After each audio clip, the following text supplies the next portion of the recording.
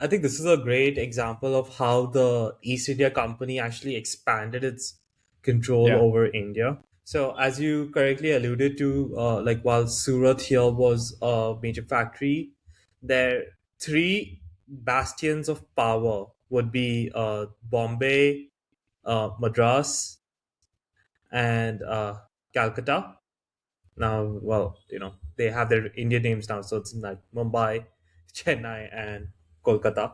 But these were like their fortresses, their hubs, and these were all fairly large ports, which naturally, given Britain's what do you call reliance on the sea, it definitely makes sense to fortify the forts. yeah, Sorry, the ports. obviously. And of course, it's not just here. The British are doing the unidentical thing in China. They're trying in Japan, although Japan was kind of a weird nut to crack, and other parts of Southeast Asia and such. So it's honestly it's the same breakdown of how things happen. You can consider North America identical as well, except it's just much larger and lessly sparse with populations. But by the time of the Seven Years' War, the East India Company, it's beginning to tip in their balance, I'd say. They had they transformed from just being like this trading company into the de facto political actor in the region with a network of fortified trading posts, inland connections, and growing revenues from textiles. And It's. opium, got to mention the I was the gonna opium. get to that. Yeah, If I I'm not mean that's what mistaken, I the actually know opium. about. Yeah, If I'm not mistaken, the opium was grown in like the northern plains of India, right? I mean, I think you might know where they were grown. yeah, it's fascinating. The British just figured out one day they're like, wow, the soil in India is perfect for this cultivation, and yeah, where are we going to trade it? China. Well, this is why I say tea is greater than coffee because no one went to war for coffee, but they definitely went to war for tea.